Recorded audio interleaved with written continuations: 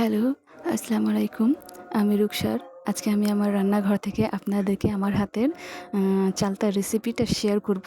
এই যে চালতা আমি কিনে এনেছি। বড়, বড় চালতা। ১ পিসের দাম হলো ৳২০, তাই আমি ২ টো নিয়েছি। চালতার আচার আমার আর হাতের বাসার সবারই খুব পছন্দ। আমি আবার অনেক মজা করে চালতার আচার বানাতে পারি।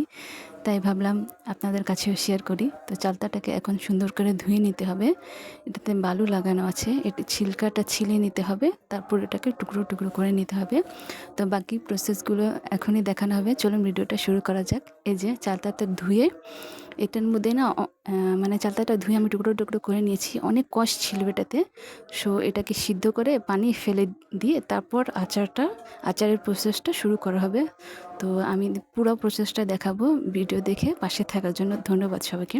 আমি প্রেসার কুকারে এখন এটাকে সিদ্ধ দিব। তো ছোট, ছোট টুকরো করা চালতাগুলোকে আমি প্রেসার কুকারে নিয়ে নিলাম।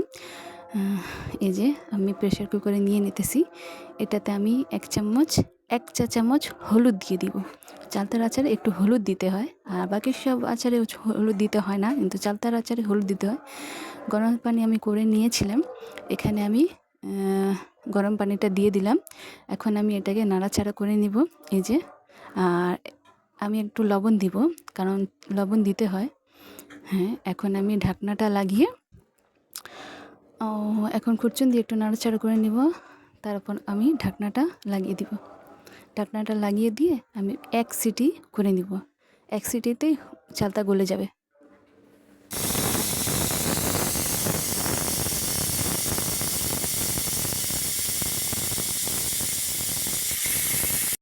চালতাটা খুব সুন্দর করে আমার সিদ্ধ করা হয়ে গিয়েছে। এখন আমি ছাঁকনিতে চালতার পানিটা ছেঁকে নিয়ে চালতাটাকে একটু বাতাসে রাখবো, যাতে এটা একটু ঠান্ডা হয়।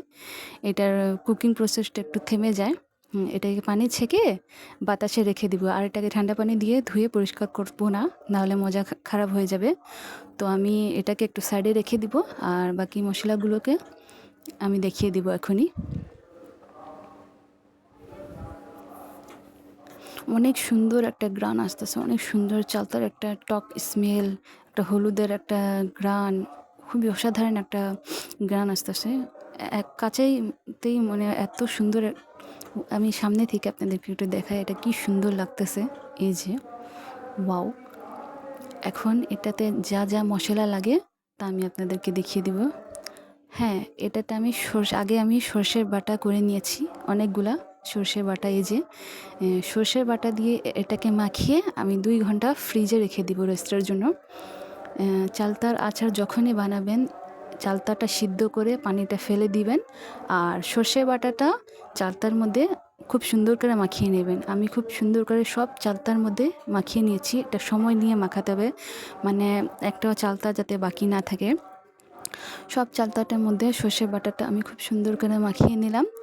মাখিয়ে নিয়ে এটাকে ২ ঘন্টা আমি ফ্রিজে রেস্টে রেখে দিব। ৩ ঘন্টা রাখেন, ৪ ঘন্টা রাখেন, আপনার ব্যক্তিগত ব্যাপার। যতক্ষণ সর্ষে মাখাটা থাকবে, চালতার ভিতরে ঢুকবে, ততই আচারটা মজা হবে। এই যে আমি সামনে থেকে দেখাচ্ছি। এটা মানে ২ ঘন্টা রেস্টের পরের ভিডিও। যখন আমি আচারটা মানে বানাবো, রান্না করব চুলাতে। এই যে অনেক সুন্দর লাগতেছে, অনেক ইয়াম্মি একটা ঘ্রাণ। It's amazing. আমি দূর থেকে একটু দেখাই ক্যামেরাটা। অনেক সুন্দর লাগতেছে। এখন আমি এটাতে ৫ ফোড়ন দিব। এই যে এখন আমি কি ৫ ফোড়ন দিব তা আপনাদেরকে দেখিয়ে দিব। এখানে কালিজিরা আছে, ধনিয়া আছে, সৌফ আছে যেটাকে মৌরি বলা হয়, শুকনা মরিচ আছে, তেজপাতা আছে, মৌরি আছে, সাদা ধনিয়া আছে, অনেক ৫ ফোড়ন আছে পুরা ফুল। সবগুলো আমার ভাজা হয়ে গিয়েছে। কালো গোলমরিচ আছে, হ্যাঁ, সবগুলো আমার ভাজা হয়ে গিয়েছে। এখন আমি এটাকে ব্লেন্ডারে নিয়ে নিয়েছি। এটাকে ম্যাশ করে নিব। আমার ৫ ফোড়ন মানে আচারের মশলাটা ম্যাশ করা হয়ে গিয়েছে। এই যে এখন আমি আচারের কিমাম করব। সরষের তেলের মধ্যে রসুন কুচি দিয়ে আগে আমি ভেজে নিয়েছিলাম। এর ভিডিও মনে হয় করা হয়নি, ক্যামেরা অন ছিল না, এরকম ভুল হয়। আগে গুড় দিয়ে একটু পানি দিয়ে নিলাম। গুড়টা গলে গেলে আমি সর্ষে বাটা মাখানো যে চালতাটা রেখেছিলাম, এই যে এটা এখন গুড়ের কিমামের মধ্যে আমি দিয়ে দিব। আস্তে আস্তে করে সবগুলো আমি এটাতে দিয়ে দিব। সবগুলো আচারটাকে এখন আমি মাখিয়ে নিব। এখন আমি নাড়াচাড়া করব। এখন আস্তে আস্তে নাড়াচাড়া করে এখন আচারটাকে রান্না করে নিতে হবে। আর যেটা ব্লেন্ডার করা মশলা ছিল সেটা আমি এক্ষুনি দিয়ে দিব। ব্যাস 10 মিনিটের মধ্যেই আচার রান্নাটা কমপ্লিট। অনেক ইয়ামি একটা গ্রান আসতেছে, অনেক ইয়ামি একটা অ্যামেজিং, অনেক খুবই টেস্টি। যত বেশি সরষের তেল আচারের মধ্যে দিবেন ততই বেশি আচারটা টেস্ট হবে। আর শীতের দিন মিষ্টি আচার খাওয়ার দরকার আছে। ও সামনে থেকে একটু দেখাই। আমি শীতের দিনে প্রতি বছর চালতার আচার খাই। চালতার আচার আমার খুবই ফেভারিট, খুবই পছন্দের একটা জিনিস। আর সর্ষে বাটা দিয়েই আমি প্রতি বছর চালতার আচার বানাই।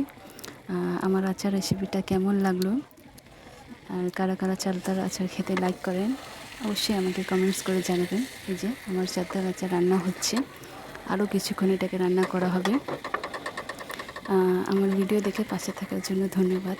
অবশ্যই কমেন্টস করে যাবেন শীতের দিনে কারা চালতার আচার রেসিপি খান বা অন্য আচার খান। সবাইকে ধন্যবাদ ভিডিও দেখে পাশে থাকার জন্য। ওয়াও, আমার চালতার আচারটা কমপ্লিট। আমি এটাকে বোতলে রেখে নিয়েছি। একটু একটু করে 1 মাস চলবে এটা। একদিনে তো আর এত আচারগুলো শেষ হয়ে যায় না। আমি কাচের বোতলে রেখেছি, সেফ থাকবে।